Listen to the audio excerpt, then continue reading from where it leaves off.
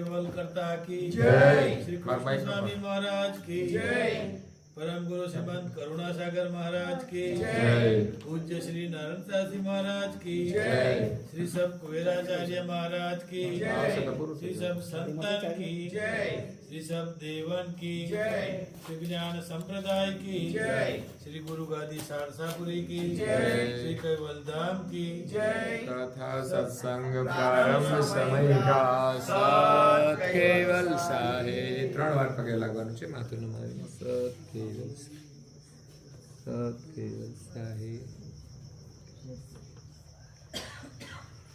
કેવલ અંશો સત કેવલ સાહે સત કેવલ સાહે સત કેવલ સાહે પ્રેમ ભક્તજનો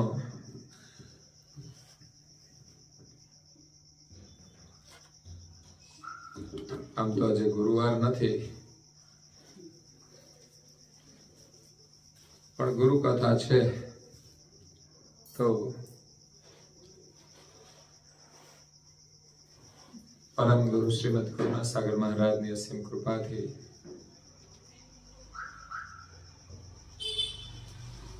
આજની ગુરુ કથાનો પ્રસાદ સુરેશભાઈ કાંતિભાઈ અને એમના ધર્મપત્ની મીનાક્ષીબેન સુરેશભાઈ એમની દીકરી ડોક્ટર માનસી અને ઋત્વિક એમના લગ્ન નિમિત્તે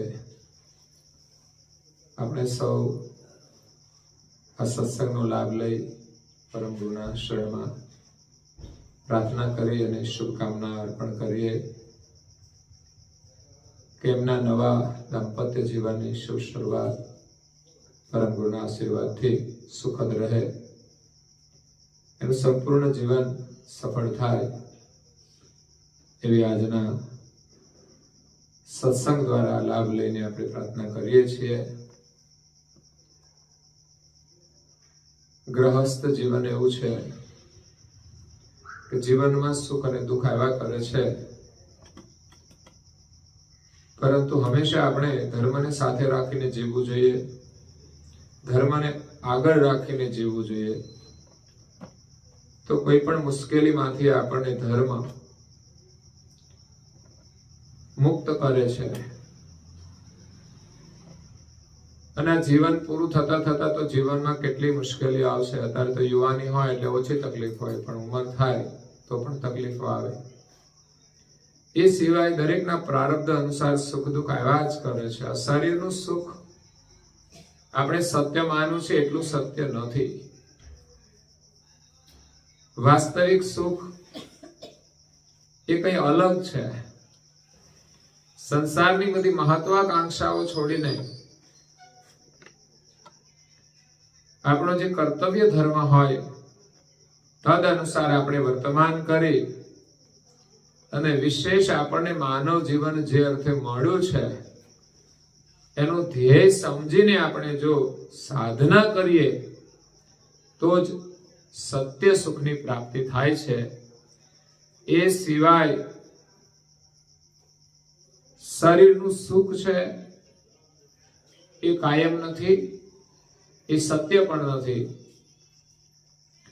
સત્ય સુખનો સંદેશ લઈને પરમ ગુરુ આવ્યા છે. આ વિશ્વના સર્જનહાર સકર્તા સત કૈવલ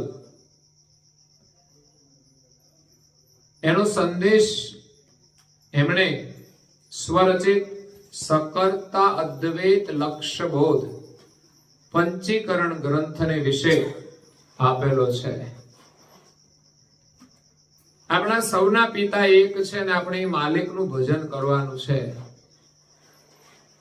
આ સત્ય સંદેશ આપણે જીવનમાં આજે ઉતારીએ કે ભવિષ્યમાં ઉતારીએ કે પછી કોઈ જન્મે ઉતારીએ, પરંતુ આ ઉપદેશ લેવો પડશે અને લીધા વિના આપણું કલ્યાણ થવાનું જ નથી. તો જે ભવિષ્યમાં આપણે કરવાનું છે તે આજથી જો શરૂઆત થઈ જાય તો આપણું કલ્યાણ જલ્દી થઈ જાય. હવે આ ગ્રંથને વિશે દિવ્ય પરમ ગુરુ સર્જનહારની ઓળખ પણ કરાવે છે અને સર્જનહારને પામવાનો માર્ગ પણ બતાવે છે. આ શરીર કેટલા તત્વોનું બનેલું છે, એમાં આપણે રહીએ છીએ, તો આપણે કેવી રીતે રહેવું જોઈએ? આ મકાન આપણે બનાવ્યું છે, પણ મકાનમાં કેવી રીતે રહેવું જોઈએ મહત્વનું છે. તમે કરોડ રૂપિયાના બંગલામાં રહ્યો પણ મગજ તમારું ઠેકાણે ના હોય તો કરોડ રૂપિયાનો બંગલો તમને સુખ નહીં આપે. તમે ઝૂંપડામાં રહેતા હશો પણ મગજ તમારું શાંત હશે, સ્વસ્થ હશે, તો તમને શાંતિ મળશે. એટલે જીવનની પરિભાષા સમજવાની છે કે સત્ય છે શું. દેખાદેખી કઈ આપણે કરવાનું નથી કશું, અને એમ કઈ લાભ મળવાનું નથી. સાચો લાભ સદકાર્યોથી આપણે લેવાનો છે. હમણાં જ અમે લગ્ન પ્રસંગમાં જ ગયા હતા. આવતીકાલે માંડવો છે ને પરમ દિવસે જાન જવાની છે. તો કે છે આજે આપણે સંતોની પધરામણી કરીને આશીર્વચન સાંભળીને આરતી કરીને પ્રસાદી લઈને પછી લગ્ન કાર્ય આગળ વધે. એ લોકો વધારે મંદિરની સેવામાં જોડાયેલા છે અને સંતોના વધારે સાનિધ્યમાં રહે છે. એટલે એને લાગણી થઈ કે આવું કાર્ય કરીએ તો સંતોના આશીર્વાદ મળે, બાળકોને સારી પ્રેરણા મળે. એટલે સુખી થવા માટે સંસ્કારોની ચિંતા કરવાની છે. આજે કુસંગના માધ્યમથી દૂષણો બહુ આવે છે, જેના કારણે પરિવારો દુખી થઈ ગયા છે. જીવનમાં સત્સંગ હશે તો જ સુખી થઈશું. સારો સંગ, સારા વિચાર, સારી વાણી, સારા કાર્યો. પણ દરેક સંગનું મૂળ એ સત્સંગ છે. સત્સંગ એ સત્કર્મથી પણ શ્રેષ્ઠ છે. કારણ કે સત્કર્મ કરવાની પ્રેરણા પણ સત્સંગ આપે છે, સદવિચાર આપે છે. આ કોઈ સાધારણ કાર્ય નથી. હમણાં બધા સંતોએ કહ્યું કે આશીર્વાદ કોઈ માગે અને આપણે આપી દઈએ એવી રીતે લેવાની વસ્તુ નથી. પરંતુ આપણે જો સારું કામ કરીએ ને તો આપણને આશીર્વાદ મળી જાય છે. એટલે આશીર્વાદ કેવા જોઈએ છે? આપણે કેવા આશીર્વાદ જોઈએ છે? આશીર્વાદ બધા જોઈએ, કેવા જોઈએ તમારે? આપણે બજારમાં કઈ લેવા જઈએ ને તો વસ્તુ કઈ ખરીદવી હોય તો આપણે નક્કી કરીએ કેટલા વાળી લેવી છે આપણી કેપેસિટી પ્રમાણે. એમાં હલકી વસ્તુ આવતી હોય, મીડિયમ આવતી હોય, ભારે પણ આવતી હોય. એક બેન હતા ને, એને કોઈ સંતાન નહોતું, તો મંદિરે દર્શન કરવા માટે જાય અને ભગવાનને પ્રાર્થના કરી, હે ભગવાન, મને એક સંતાનની પ્રાપ્તિ થઈ જાય. તો ભગવાનને પ્રસાદ ધરાવવા માટે રોજ કેળા લઈ જાય. અને કેળા લઈ જાય એટલે કેવા ખબર? હાજે છે ને પેલા એકદમ પાકી ગયા હોય, સસ્તા મળી જાય ને એવા કેળા લઈ લે. ગળી ગયેલા. એટલે ઘણા સમય સુધી એમણે પ્રાર્થના કરી કેળા ધરાવ્યા. પછી એને દીકરો તો થયો પણ એ ગળી ગયેલો આવ્યો આખો. પછી ભગવાનને કહે છે, ભગવાન તે દીકરો તો આપ્યો પણ આવો આપ્યો? એ કે તે જેવું મને આપ્યું એવો આપ્યો તમે. તો આશીર્વાદ કેવા મળે? આપણે જેવું કરીએ એવા. જ્યારે જે મોકો મળે સારું કામ કરવાનું એ સમય કરી લેવાનું. સમય ગયા પછી આપણા હાથમાં નથી. કારણ કે સારું કામ કરવાનો વિચાર પણ આપણા હાથમાં નથી. સારો વિચાર આવે ત્યારે સારું કામ કરી લેવાનું, પછી કઈ ખબર નહીં. આપણી પાસે હોય તોય ના કરી શકીએ. અને આજે જે કંઈ આપણે મળ્યું છે એ પૂર્વની અંદર આપણે કરેલું છે એનું જ ફળ મળે છે. વર્તમાનની અંદર મહેનતનું ફળ મળે છે.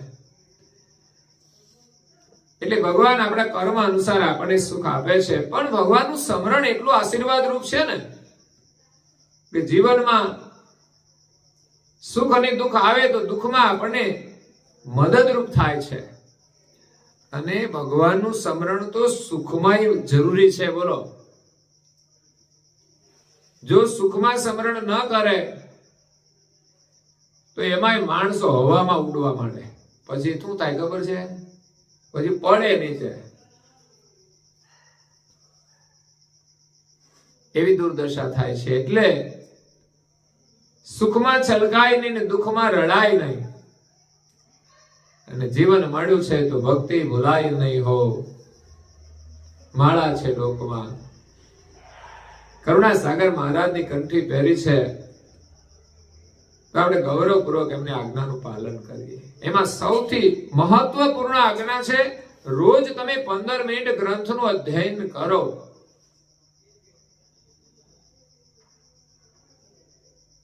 મોબાઈલમાંથી 15 મિનિટ કાઢી લેજો. બીજે ક્યાંયથી ના કાઢતા તમે, માત્ર મોબાઈલમાંથી.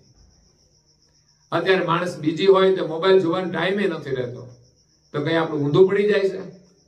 કઈ ફરક પડતો નથી. મોબાઈલ તો જરૂરી વાત સિવાયનો બીજો વપરાતો હોય ને એ તો બધા ફોટા શેર કર્યા જ કરે. અહીં પાડે ને આમ પાડે ને આમ પાડે ને મોકલો બધાને. એટલે એનું મને ઘૂરીએ ચડે. પછી આપણે તો ભગવાનના દર્શન કરવાના છે, આખી દુનિયાના નહીં. જેમાંથી આપણને શાંતિ મળે એવું દર્શન કરીએ, એની સાથે સંપર્કમાં રહીએ. તો અહીંયા કરુણાસાગર મહારાજ શ્રી સકર્તા અદ્વૈત લક્ષબોધ પંચીકરણ ગ્રંથનું 9મું પ્રકરણ છે, જેનું નામ છે, ગ્રંથનું નામ યાદ રાખવાનું, સકર્તા અદ્વૈત લક્ષબોધ પંચીકરણ. સકર્તા અદ્વૈત છે, સકર્તા સર્જનહાર, એનો લક્ષ્ય, એનો બોધ, અને એ પણ પંચીકરણ સાથે. દુનિયામાં તો લોકો કે આ ભગવાન છે પણ કોઈ પ્રમાણ નથી હોતું. અહીંયા પંચીકરણ સાથે પ્રમાણિત કરે છે કે માલિકે આ રીતે આ શરીર બનાવ્યું છે, આટલા તત્વોનું, એમાં આ ક્રિયા થાય છે, એમાં આ જે ક્રિયાઓ થાય છે એને તમારે બદલવાની છે, રિવર્સ કરવાની છે. કૈવલ ધામમાંથી આપણે સંસારમાં આવ્યા અને આ બાજુ વહ્યા જઈએ છીએ. હવે આપણે પાછા વળવાનું છે, એને ઉલટ ક્રિયા કહેવાય. તો ઈચ્છા વૃત્તિ, અંશની ઈચ્છા વૃત્તિ છે, અને અંશની જે લક્ષણા છે તત્વો સાથે, તો એના માધ્યમથી સત કૈવલ યજન ભજન કરવાનું છે. સર્જનહારનું ભજન ભક્તિ કરવાની છે. અને એની સાધનાની આ ઉલટ ક્રિયા વિશે એના ઉપપ્રકરણ આવ્યા છે. રજોગુણની 10 આકાંક્ષાઓ ગઈ, તમોગુણના 10 કાળ ગયા, સત્વગુણના 5 અંતસ્કરણ ને 5 અવસ્થાઓ ની ઉલટ ક્રિયા જોઈ, અહંકાર ગણના પંચભૂત અને પંચમાત્રા, સ્વકાશ ગણ એના કયા તત્વો ખબર છે? એ તો ખબર નહીં. પંચ સંભસ્કરણ ને પંચ વ્યવસ્થા અને અચંત ગણના 10 તત્વો કયા? 10 ભાવનાઓ આપણી અંદર કામ કરે છે. 10 ભાવનાઓનું વર્ણન કર્યું, એની ઉલટ ક્રિયા બતાવી, છેલ્લે અસામર્થ્ય ભાવના બતાવી દિવ્ય પરમ ગુરુએ. જે ગયા સત્સંગની અંદર આપણે એના વિશે સ્મરણ કરી ગયા. અસામર્થ, મારાથી ના થાય.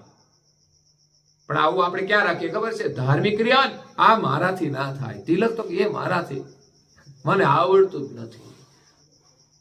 આ અસામર્થપણું બતાવ્યું, પણ નુકસાન છે. સંસારમાં અસામર્થપણું રાખો તમે કે આ મારથી નહીં થાય, પણ ધર્મ કાર્યની અંદર સામર્થપણું રાખી અને આપણે ધર્મનું કાર્ય કરવાનું છે. પરમ ગુરુ કહે છે પરમાર્થની ક્રિયા કરતી વખતે સામર્થપણું પોતાના નામે કરવું. જે પૈસા કોઈના નામે કરી લઈએ છે ને, જમીન કરીએ છીએ, મિલકત કરીએ છીએ, એમ ધર્મ કાર્ય કરવાનું સામર્થ્ય પણ આપણા નામે કરવાનું છે કે આ મારાથી થાય. વહેલા 5 વાગે ઉઠવું હોય તો ઉઠાય, પણ એ તો ગાયો ભેંસો હોય તો ઉઠાય, એમાં થોડું ઉઠાય, બીજા બધા ઊંઘે. આ ભજન કરવાનો સમય જાય છે. એટલે હવે દિવ્ય પરમ ગુરુ આગળ આપણને 3 ગુણ અને 3 ગણ, જેને ખટ એટલે 6 કહેવાય, ખટ ગુણ ગણ, 3 ગુણ અને 3 ગણ મળીને 6 થાય છે.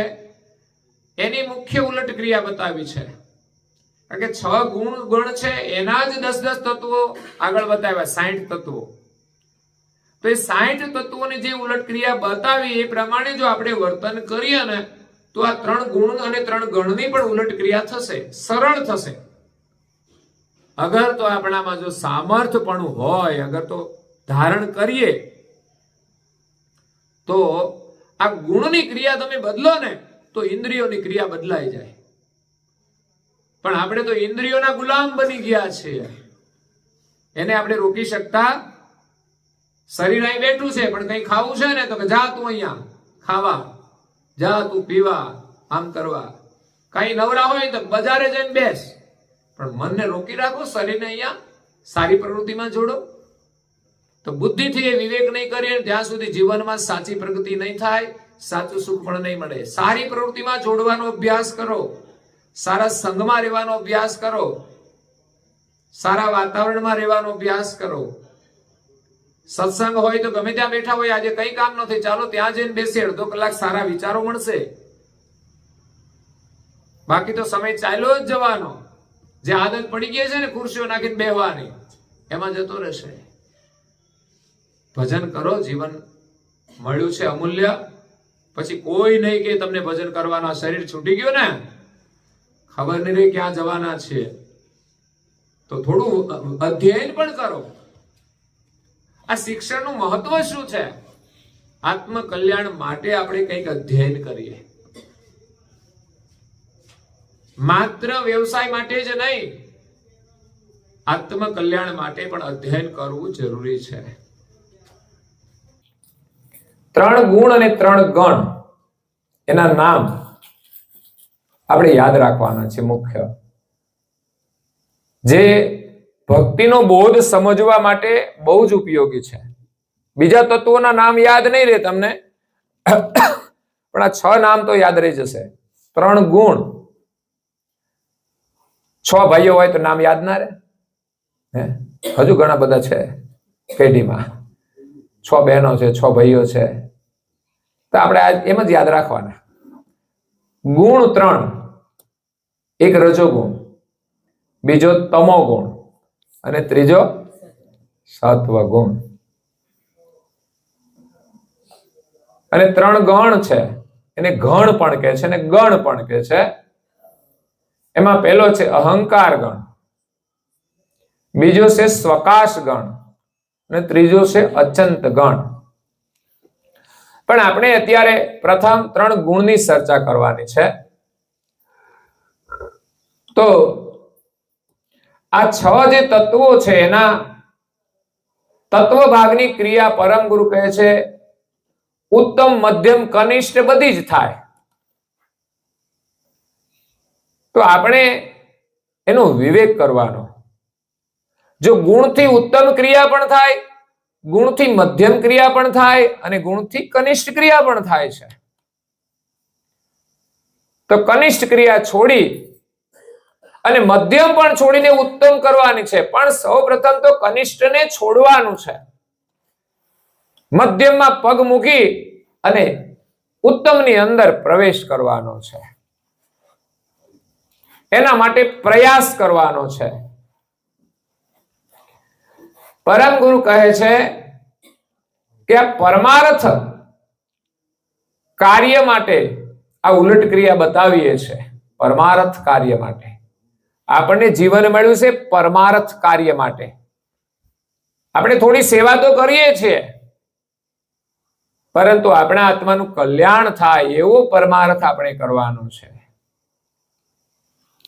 એવો પુરુષાર્થ કરવાનો છે. તો પરમ ગુરુ અહીંયા દાખલો આપે છે, એક સાપ અને બીજો વાઘ. એમાં સાપના જે દાંત છે એ લોકોને કરડતા હોય છે દાંતેથી, પણ એ દાંત કાઢી નાખવામાં આવે ને તો પછી કઈ વાંધો આવે. પછી મદારી લઈને ફરે ને એને બીક ના લાગે. સાપને નથી મારવાનો, પણ એના દાંત કાઢી લેવાના છે. પછી બીજો વાઘ છે. ઘણા વાઘ જેવા નથી હોતા હે, પણ વાઘના છે ને એના નખ હોય છે, પંજો મારે ને તો ચીરી નાખે, પણ એના નખ કાઢી લેવામાં આવે ને તો એ પછી પશુ જેવો થઈ જાય. એમાં 3 ગુણગણ છે, એના નખ અને એના દાંત એ આપણે કાઢી લેવાના છે, જે આપણને ઈજા કરે છે. અને પછી એનો ઉપયોગ કરીએ તો વાંધો આવે. ઘણા સિંહ નથી પાંજરામાં પૂરેલા હોતા, ઘણા સાપ કરંડિયામાં હોય છે. એવી જ રીતે આ 3 ગુણને એની અંદર જે ઘાતક છે, રજોગુણ, તમોગુણ અને સત્વગુણમાં કંઈક હોય છે, તો એ આપણે નખ અને દાંતને દૂર કરી અને 3 ગુણની ક્રિયા આપણે વર્તમાન કરવાની છે. એમાં 60 તત્વોની જે ક્રિયા બતાવીને એની સાથે આનું જોડાણ છે. કારણ કે 10 ઇન્દ્રિયો છે એ જે રીતે વર્તમાન કરે છે એમાં આપણે પરિવર્તન લાવવું પડશે. તો પરમ ગુરુ કહે છે કે નખ અને દાંત એ દુષ્ટ કર્મ, અનિતિ રૂપ જે પીડા છે એ આપનાર છે. એને આપણે ખોદીને કાઢી નાખવાના છે. ઘણીવાર આપણા હાથમાં નખ હોય છે તો આપણે નથી કાપી નાખતા, એ તો એ ક્યાં આપણે કંઈ કરીએ છીએ, પણ છતાંય એમ માનીએ છીએ કે આ વધારાના છે, આની જરૂર, એમાં મેલ ભરાઈ જાય તો પણ આપણને નુકસાન કરે. ઘણાને તો જો કે શોખ હોય છે નખ વધારવાનો, પણ સારો નથી કઈ, બહુ જરૂરી. બહુ લોકો નખ વધારતા હોય છે.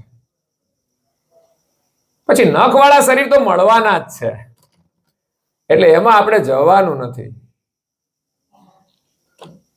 અને એનાથી કઈ આપણા હાથની શોભા વધવાની નથી.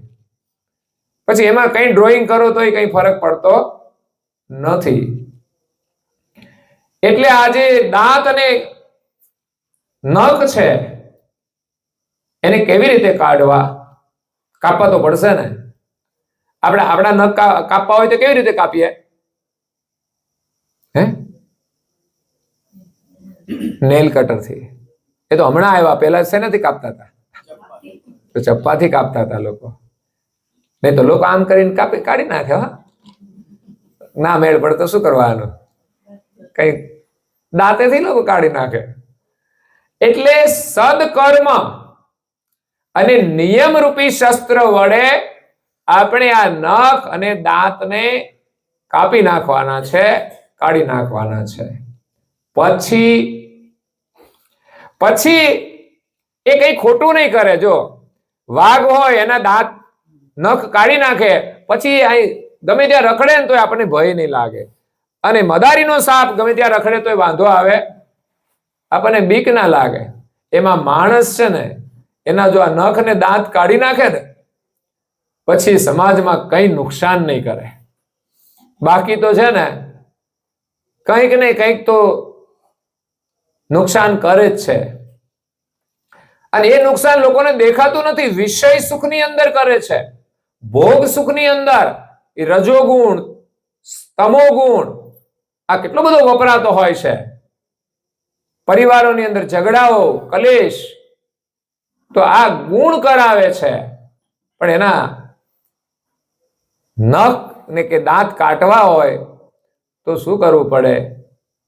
તો કે નિયમ અને સદપ્રવૃત્તિ આપણે કરવી પડે.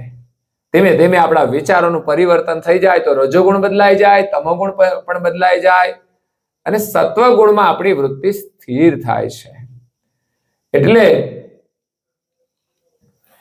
પરમાર્થ કાર્યને વિશે 3 ગુણ અને 3 ગણ એ આપણને અનુકૂળ થતા હોય છે. જે સંસાર તરફ વર્તમાન કરતા હોય ત્યારે પરમાર્થમાં આપણું મન લાગતું એ ગમે તે કાર્ય કર્યા કરે વ્યર્થનું. પણ જ્યારે તમે નખ ને દાંત કાપી નાખો અને જેમ પ્રાણી અનુકૂળ થાય એવી જ રીતે આ રજોગુણ તમોગુણના અને ગણના જે દાંત ને નખ છે એને આપણે કાપવાના છે. પરમ ગુરુ એ બતાવશે ઉલટ ક્રિયામાં શું કરવું શું ન કરવું. તો ન કરવાની વાત જાણી અને છોડીએ અને કરવાની વાત છે કરીશું ને તો જ ન કરવાની વાત દૂર થશે. યાદ રાખજો, ઘણા લોકો પ્રયત્ન કરે સારી પ્રવૃત્તિ ના છોડે ત્યાં સુધી ખોટી પ્રવૃત્તિ છૂટતી. એટલે પહેલા આપણે સારી પ્રવૃત્તિ કરવાનો સંકલ્પ કરવો પડશે અને એના શસ્ત્ર વડે જ દુષ્ટ પ્રવૃત્તિના જે વિચારો છે એને નષ્ટ કરી અને આપણે સદપ્રવૃત્તિમય બનાવવાનું છે. તો અહીંયા રજોગુણની ઉલટ ક્રિયા છે. રજોગુણની અંદર મોહ છે, સંસારનો મોહ. અને જ્યાં મોહ છે ત્યાં આત્માનો દ્રોહ છે. મોહ સારો નથી, પ્રેમ હોવો જોઈએ. ભગવાન એવું સુંદર જગત બનાવ્યું છે કે એમાં આપણે પ્રેમ જોડવો જોઈએ કે જે જોઈને આપણે સારું કામ કરીએ. આપણું જ જીવન દુખી થાય એવું કામ આપણે નહીં કરવું જોઈએ. પણ મોહના કારણે આજે માણસ પોતાનું કર્તવ્ય ભૂલી જતો હોય છે. એમાં સૌથી પહેલો મોહ જેણે જે શરીર ધારણ કર્યું છે શરીરનો જ મોહ છે. અરીસો સામે આવે એટલે જોયા જ કરે. જેવું છે એવું છે, ભગવાને આપ્યું છે ને એ જેવું છે એવું, એના પછી કઈ કરવાથી સુંદર બનવાના નથી.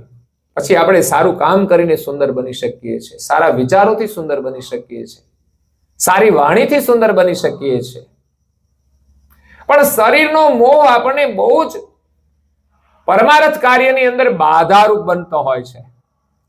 જેટલી મમતા આપણને પોતાના શરીરમાં છે એટલી મમતા પ્રભુના સ્વરૂપમાં નથી. તો આ શરીર તો સુંદર છે જ નહીં અને રહેવાનું પણ નથી, અને એક દિવસ તો એનું અસ્તિત્વ જ નથી રહેવાનું. મળ્યું છે તો એની મહાનતા સમજવાની કે આ કેટલી ખૂબી વાળું શરીર બનાવ્યું છે.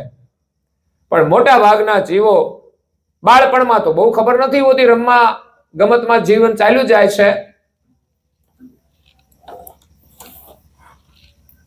થોડી ઊંઘ ના આવે તો તમે યારે સંસારમાં માનવ અવતારમાં વધેલો શ્રી ભગવાન તમે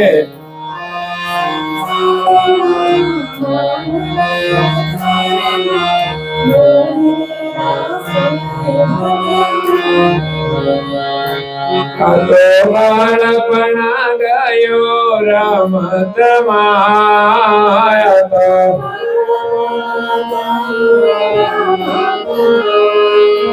કઈ ધ્યાન હતો ગમત મારે કઈ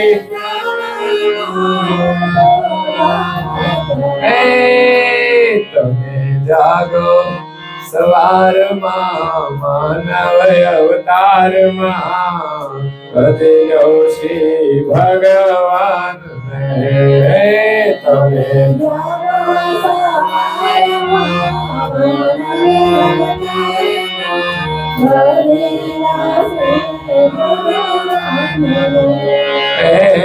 એમ કરતા યુવાની આવી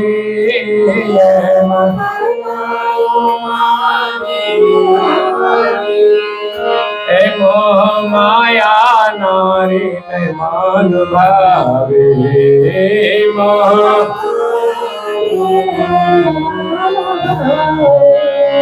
અરે ભૂલા વિષયના પ્યારમાં માનવ અવતારમાં વધેલો શ્રી ભગવાન ભૂલા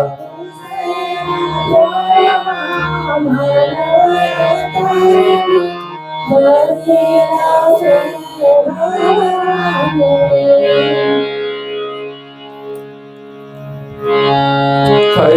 પરિવાર મના ગણવો થયો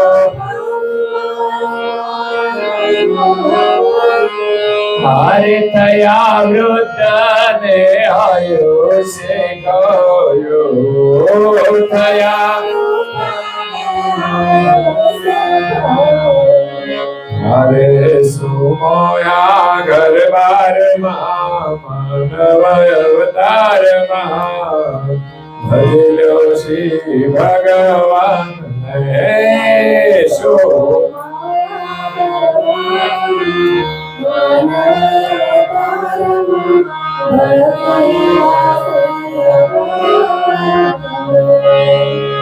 સર્વ છોડી જવાનું જાર થાશે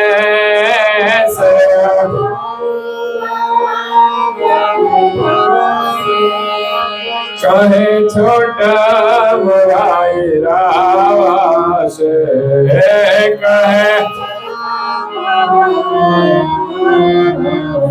અલ્યા હારે રહી ભક્તિ વેપારમાં માનવ અવતારમાં ભજ્યો શ્રી ભગવાન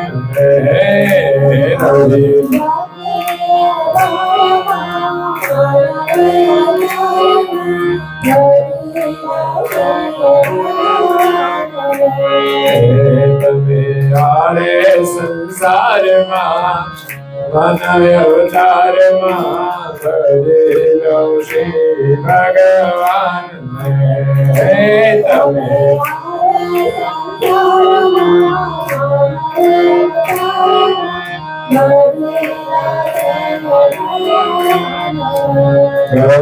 ભજેલો શ્રી ભગવાન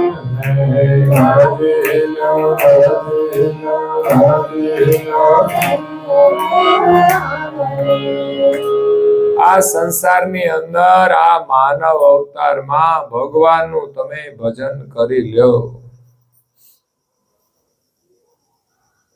શા માટે જીવન મળ્યું છે? આવો રૂડો મન ખ્યાય અવતાર ઉતરવા ભવ પાર સમજીને તમે સો કર્યું રે. આવો રૂડો મનખા અવતાર મળ્યો છે. લગ્ન ગ્રંથિથી જોડાવાનો કોઈ બંધન નથી, પણ લગ્ન ગ્રંથિથી જોડાઈને ગૃહસ્થાશ્રમની અંદર આપણે કેવી રીતે જીવન જીવવું જોઈએ, આપણા ઋષિમુનિઓ કેવી રીતે જીવ્યા છે, એના જીવન ચરિત્રો આપણે જાણવા જોઈએ, સાંભળવા જોઈએ. તો વર્તમાન સમય પ્રમાણે ભલે આપણે જીવીએ, પણ એની અંદર પણ આપણું જીવન સંયમિત રહેશે, નિયમની અંદર રહેશે. એટલે રજોગુણ છે એની અંદર મોહ દ્રષ્ટિ છે. બાળપણ તો રમતમાં ચાલ્યું જાય છે, પણ એમ કરતા કરતા યુવાની આવે છે ત્યારે શરીરનો મોહ છે, સંપત્તિનો મોહ છે, શરીર સુખનો મોહ છે. એની પાછળ માણસ દોડે છે, પણ એમાંથી સુખ મળતું નથી. હા, આપણે ભૂખ્યા રહીએ ને તો ખાવા માટેની જરૂરિયાત છે, તો એ જરૂરી છે. રહેવા માટે મકાનની જરૂરિયાત છે, સંપત્તિ પણ કમાવી જોઈએ, જીવન નિર્વાહ માટે એની પણ જરૂર છે. પરંતુ સાથે સાથે પરમાર્થનું કામ થાય એવું પણ વિચારવું જોઈએ. એટલે રજોગુણનો મોહ છે, એમાં માણસ વધારે દુઃખી થાય છે. સદપ્રવૃત્તિ છોડી, નિયમ છોડી અને માણસ રજોગુણની પાછળ, મોહની પાછળ પાગલ થઈ જાય છે. એટલે એમ કરતા યુવાની આવી મોહ માયા નારીને મન ભાવી અને બધા વિષય સુખની પાછળ ભૂલા પડ્યા છે, આત્મ સુખની ખોજ નથી કરતા. વિષય સુખની પાછળ માણસ ગમે તેટલા દોડે પણ એને તૃપ્તિ થવાની નથી, સુખ મળવાનું નથી. પરંતુ આત્મ સુખ મળી જશે તો વિષય સુખની ચાહના પણ રહેશે નહીં, જરૂર પણ છે નહીં. વિષયનું સુખ તો કાગડા કૂતરા બિલાડાના જેવું છે. આપણે તો ભગવાને માણસ બનાવ્યા છે, તો આપણે પણ એની જેમ જ એકાબીજાની પાછળ દોડ્યા કરીએ, ખાવા માટે દોડીએ, ભોગ માટે દોડીએ, તો જીવનનો કોઈ અર્થ નથી. સવારમાં વહેલા ઉઠીએ, ભગવાનની દયા છે, ગાયો ભેંસોના વાસીદા ના કરવાના હોય તો ભજન કરીએ. અડધો કલાક આપણે પ્રાર્થના, પૂજા, ધ્યાન, યોગ,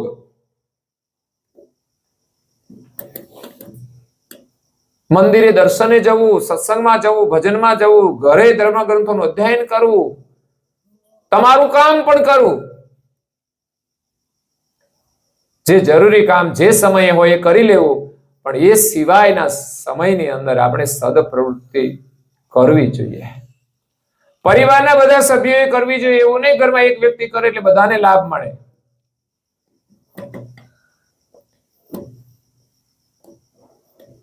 લોકો તો ઘરમાં ખુશ થતા હોય છે, અમારા બેન ઘરમાં પૂજા કરી લે એટલે ભાઈઓ ખુશ થઈ જાય. તો બહેનો ખાઈ લે તો ભાઈઓને ખુશ ના થવું જોઈએ. બેને તો ખાઈ લીધું છે, હવે અમારે બહુ વાંધો નહીં.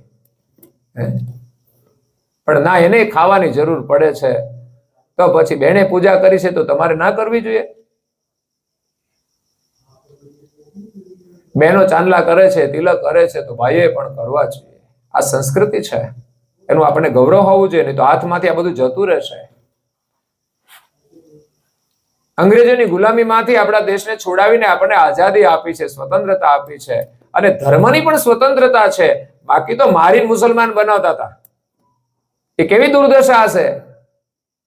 કરવું જ પડે, એ આપણા હિન્દુનું નહીં, એનું કરવું પડે, અને મારે ખાવો પડે, મજૂરી કરવી પડે, એવી દુર્દશાઓ આ ભારતમાં હતી. તો અત્યારે આપણે સારું ના કહેવાય? સારું કહેવાય ને? તો પછી એનો લાભ લેવો જોઈએ ને. થયો પરિવાર મન ઘણું મોહ્યું. પરિવાર થયા પછી મન એની અંદર મોહી જાય છે. થયા વૃદ્ધ અને આયુષ્ય ખોયું. વૃદ્ધ થઈ જાય છે અને આપણું આયુષ્ય ચાલ્યું જાય છે. પણ સંતો કહે છે, શું મોહા ગરબારમાં માનવ અવતારમાં. તમે મોહમાં ના ફસાવ. તમે તમારા પરિવારનું પણ કલ્યાણ વિચારો અને કલ્યાણ કરો, નહીં તો ક્યારેય પરિવાર સુખી થઈ શકશે નહીં.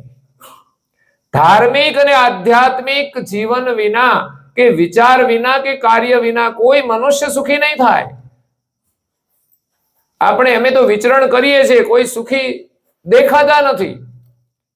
પણ જે લોકો ધર્મનું કાર્ય કરે છે ને પ્રસન્ન દેખાય છે, એ સુખી છે. વ્યવસ્થાની દ્રષ્ટિએ જુઓ તો કંઈ નથી હોતું એની પાસે,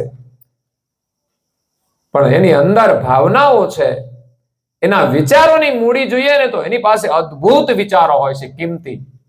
હવે આપણા ઘરમાં સોનાના દાગીના પડે અત્યારે કેટલો બધો સારો ભાવ છે, એમ સારા વિચારો છે ને એ સુવર્ણ જેવા છે, અને હલકા વિચારો છે ને લોખંડના ઓજાર જેવા છે. એનું શું આવે? બંગાળમાં કઈ આવે નહીં. તો વિચારોની મૂડી સાચી છે. આજે નહીં, કોઈ પણ જન્મની અંદર આપણી સાથે રહેવાની છે. એટલે હંમેશા સારા વિચારો ગ્રહણ કરો, અધ્યયન કરો, શ્રવણ કરો.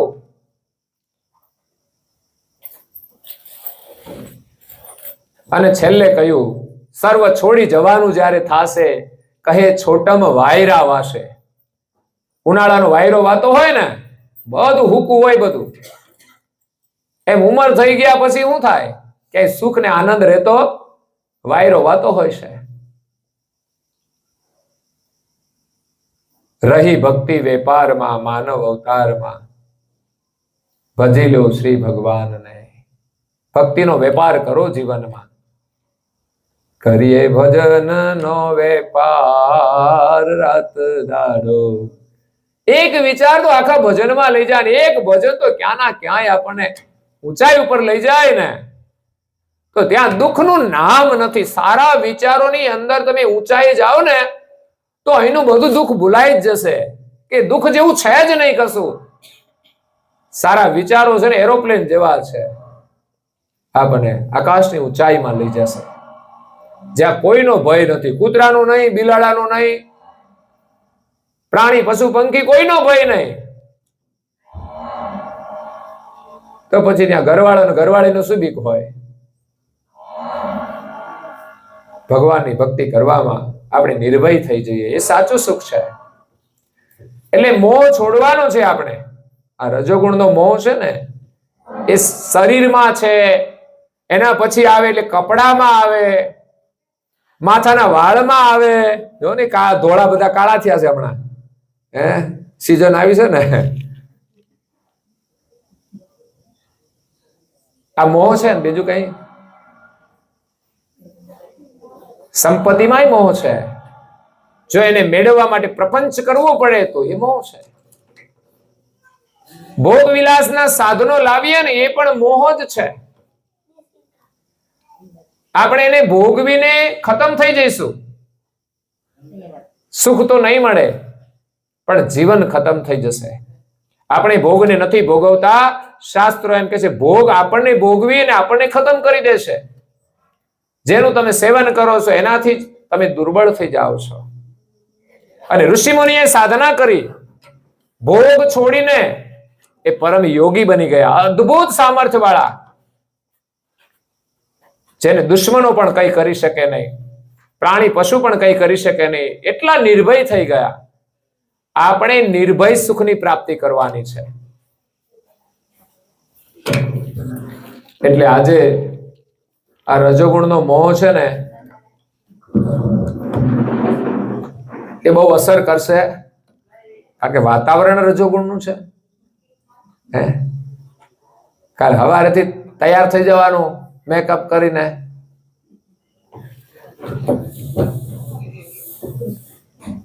પણ પરમ ગુરુ કે છે અનિતિવ્રત વૃત્તિને તાબે થઈને આ સરપંજરી લખ્યું, શરીર રૂપી પિંજર છે ને એને વશ નથી થવાનું. આ શરીર રૂપી પિંજરું છે ને ક્ષણભંગુર છે. જોવાની કેટલી બીમારીઓ છે જુદી જુદી. એ સારું ચાલે ત્યાં સુધી સારું, બાકી તો છે ને આ ભોગના કોઈ સાધન આપણે ઉપયોગી નથી કરી શકવાના. ટીવી હશે પણ આંખો નહીં કામ કરે તો શું કરશો? જાવું છે મંદિરે પણ ઢીચણ કામ કરતા. કેટલી બીમારીઓ છે, ક્યારે આવી જાય કશું કહેવાય નહીં. એટલે શરીરનો મોહ છોડીને શરીરથી સારું કામ કરી લો, અને એ આત્મકલ્યાણનું કાર્ય કરી લો. સેવાનું, સ્મરણનું, ધ્યાનમાં તો હું બેસવાનું જ છે. સ્થિરતાપૂર્વક દ્રષ્ટિને નાસિકાએ સ્થિર કરી શ્વાસ ઊંડો લો, છોડો, મંત્ર જપ કરો. કૈવલ મંત્ર લેખન કરો છો તમે? કરજો.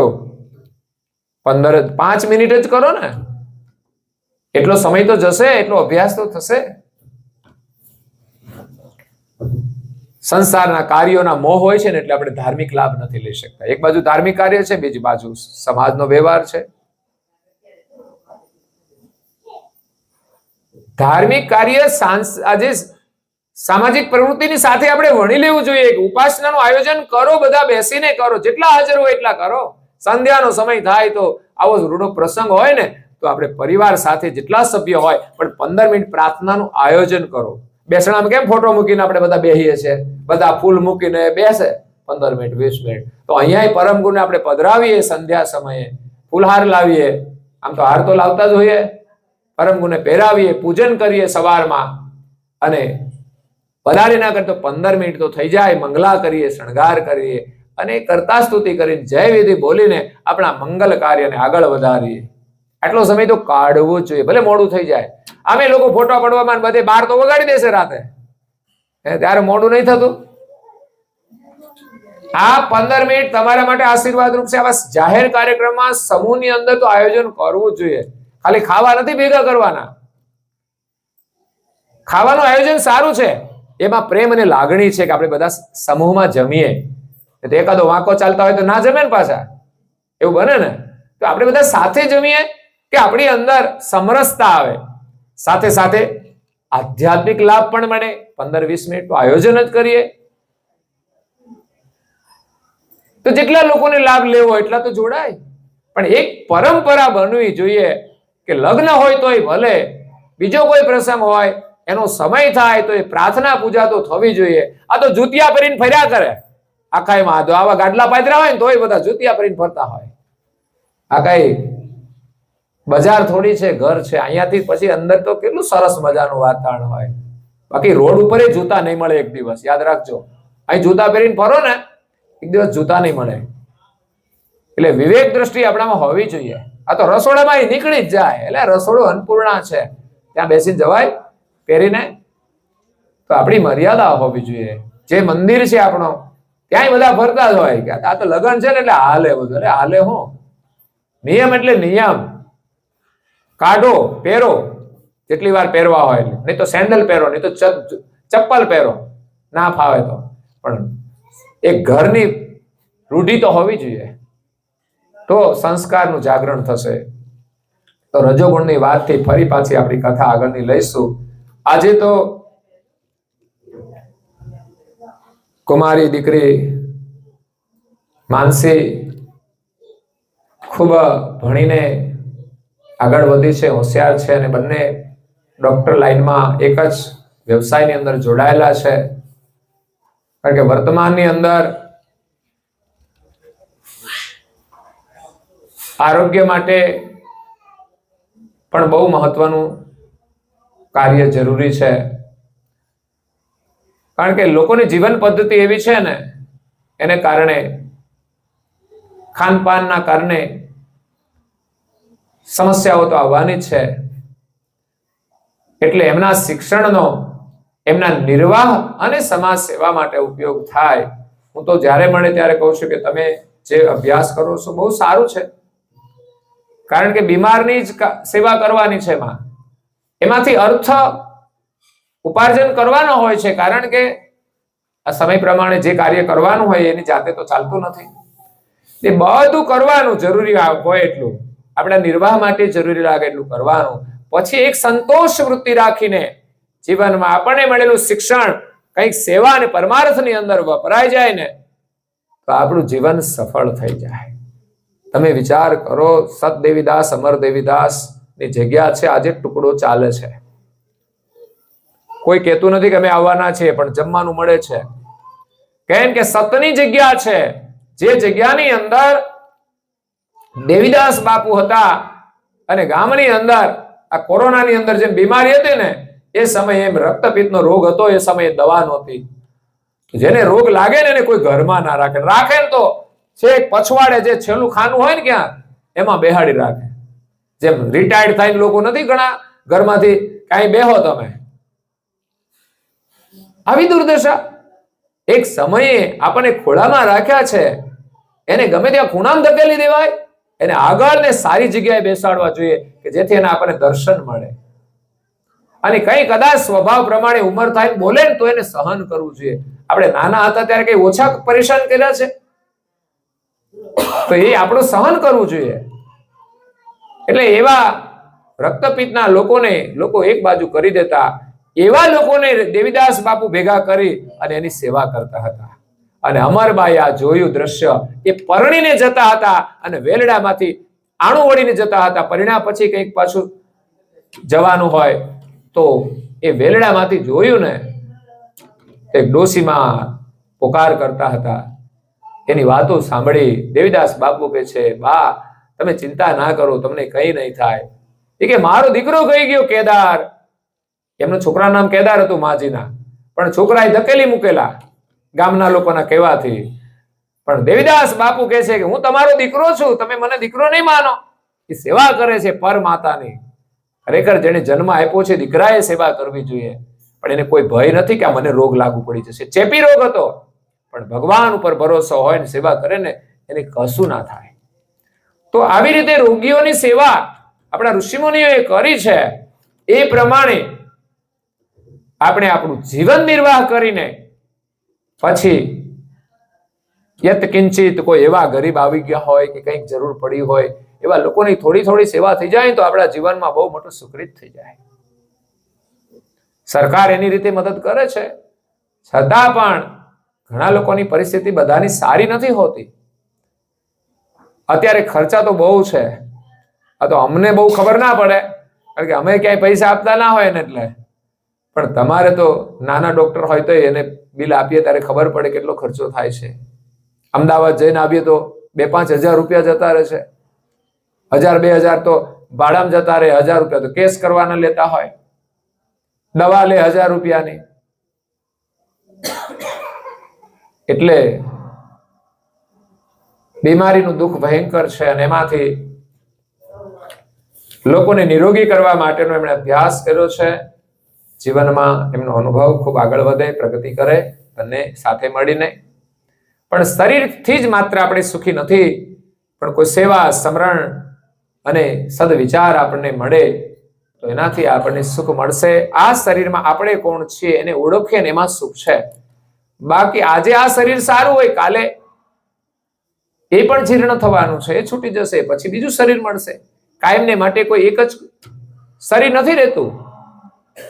એટલે જ્યારે જે શરીર મળ્યું છે, ભલે બાહ્ય રીતે કઈ એનો ભેદ નથી હોતો, બધાના શરીરની અંદર ભગવાને આત્મ કલ્યાણની સરખી જ શક્તિ મૂકી છે, એમાં કોઈ કચાશ નથી. એટલે આપણે શુભકામનાઓ આપીએ છીએ માનસી અને ઋત્વિકને. મનથી આપણે પૂજા કરીએ ને માનસી પૂજા છે, તો માનસીની શુભકામનાઓ છે કે એમના નામ સાથે ભગવાનની માનસી પૂજા કરી પરમ ગુરુના આશીર્વાદ લેતા રહે. અને એમનું મોમેન્ટ તો છે પણ હવે એ પછી આપી દઈશું આશીર્વાદ સ્મૃતિનું, કે સદા એની લગ્ન સ્મૃતિનું સાથે રાખે અને પરમ ગુરુને યાદ કરી એમના આશીર્વાદ લેતા રહે, જેથી એનું દાંપત્ય જીવન હંમેશા સુખી રહે એવી આપણે પરમ ગુરુના શરણમાં પ્રાર્થના કરીએ. અને પરિવાર પણ પરમ ગુરુના આશીર્વાદથી સુખી રહે. આમ તો એમનું સેવાનું યોગદાન દરેક કાર્યની અંદર હોય છે. તો આ અવસર મળ્યો છે નિવૃત્તિનો. હવે આ લગ્ન પ્રસંગ પૂરો થયો એટલે એના માટે હવે નિવૃત્તિ કાળ આગળ વધે છે. એટલે સામાજિક પ્રવૃત્તિ જેટલી જરૂરિયાત હોય એ પ્રમાણે કરીને સવિશેષ આપણો સમય પણ સદપ્રવૃત્તિમાં જોડવાનો, અભ્યાસ કરવાનો. આ ગ્રંથોનો ખજાનો છે, તો ભણેલા છે લોકો તો વધારે નહીં તો 15 મિનિટ રોજ વાંચન કરે તો વર્ષમાં એક ગ્રંથ વંચાઈ જશે.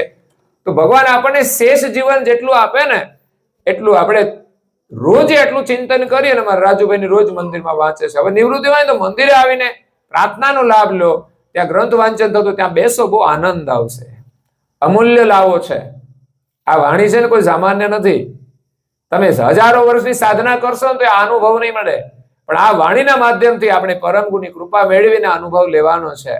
આ મોકોય ફરી નહીં મળે. આજે મોકો મળ્યો હોય ના લઈએ સમજવાનું ફરી નહીં મળે. જ્યારે મોકો આપ્યો હોય ત્યારે માણસ એનો લાભ ના લે ને તો ફરી બીજા જન્મે આ લાભ મળતો નથી. તો આપણું ગામ પણ ભાગશાળી છે કે વિશેષ પ્રવૃત્તિમાં જે લોકો જોડાયા છે એમને બધાને ખૂબ સારો લાભ મળે છે. આપણા પ્રસંગો ઉજવાય છે, એમાં પણ બધાનો સાથ અને સહકાર સારો રહે છે. અને ધર્મ કાર્ય કરતા જ રહેજો, થોડું થોડું પણ કરતા રહેજો, એમાંથી વધારો થતો જશે. આમ આળસ ચડે ને તો આળસને દૂર કરીને જ કરજો. થોડી તબિયત ના હોય તો હિંમત રાખીને કરજો, કારણ કે મહા મુશ્કેલીઓમાં આપણે ઘણું કામ કરતા હોઈએ છીએ ને કરવું પડે છે. તો પછી ધર્મ કાર્ય એવું નહીં કે થોડી તકલીફ છે એટલે આજે મંદિરે ના આવ્યા, કે આમાં ના ગયા, કે આ ના કર્યું, એવું નહીં હોવું જોઈએ. સામર્થ્ય પણ રાખો, મનની શક્તિથી કામ કરો. શરીર નિર્બળ હોય ને મનોબળથી કામ થાય છે. શરીર કરતા મનની શક્તિ 1000 ગણી છે અને મન કરતાય આત્માની શક્તિ અનેક ગણી છે. આપણને એ શક્તિ મળી ગઈ ને તો સમજવાનું આ સંસારની કોઈ જંજાળ રહેશે. શા માટે કૂતરા બિલાડામાં ફરવાનું ભાઈ? આ બધું કરીને મોહ માયા રાખીને જ આમાં ફરવાનું ને. પરિવારમાં માયા રાખી તો સમજવાનું આ સંસારમાં બધે પરિવાર છે જ, એટલે એમાંથી બહાર નીકળવાનું છે. અને પરમ ગુરુ સાથે આપણું જોડાણ કરવાનું છે. તો કાંતિ દાદા અને બાનું નામ શું છે? કમળાબા. એમને પણ શુભકામનાઓ છે, બંનેનું સ્વાસ્થ્ય સારું રહે. દીકરાઓ બધા ભાગશાળી છે, આર્થિક રીતે તો સુખી સંપન્ન છે, અને સાથે સાથે આ ધાર્મિક ક્રિયાઓ પણ હરાવતા રહે છે. તો એ જ આપણા જીવનની મૂડી છે, અને વિશેષ એને લાભ મળતો રહે એવી આપણે શુભકામના આપીએ છીએ. અને જે બધા શ્રોતાઓ છે એને પણ પરમ ગુરુના ખૂબ આશીર્વાદ કે મને કમને કે આવા સમાજના નિમિત્તે પણ આપણને આવો લાભ મળતો રહે. નહીં તો કઈ મંદિર સુધી તો બધા ના ધક્કો ખાય, ટાઈમ હોય નહીં, પણ વ્યવહારે તો આવવું પડે. એટલે સારું છે કે વ્યવહારે એને લાભ મળી જાય તોય લાભ થઈ જશે. તો આ સાથે અહીંયા આપણે કથાને વિરામ આપીએ. અસ્તુ સત કેવલ સાહે. આજ સકલ સ્વરાજ કરુણેશ કૈવલ કરતા કી જય. શ્રી કૃષ્ણ સ્વામી મહારાજ કી જય. પરમ ગુરુ શ્રીમદ કરુણાસાગર મહારાજ કી જય. પૂજ્ય શ્રી નામદાસજી મહારાજ की જય. सब कुबेराचार्य महाराज की जय. सब संतन की जय. सब देवन की जय. ज्ञान संप्रदाय की जय. गुरुगादी सारसापुरी की जय. कैवल धाम की कथा सत्संग पूर्णावती का सत केवल साहे. सत केवल साहे.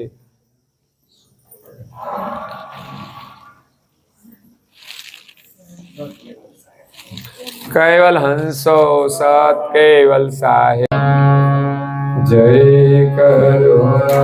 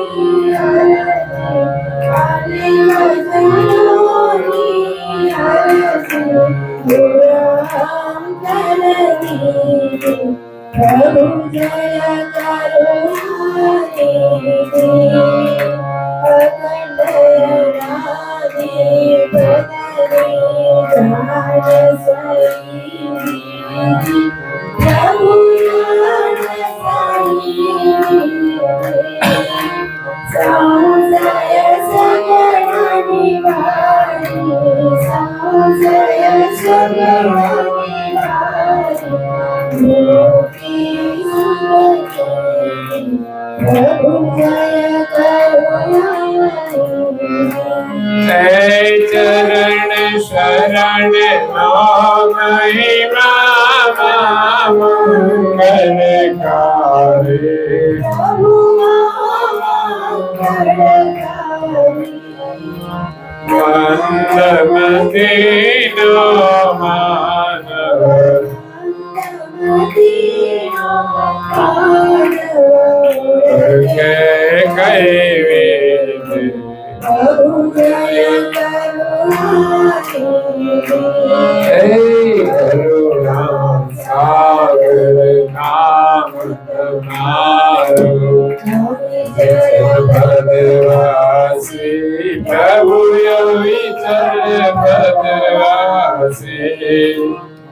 शरणागत ने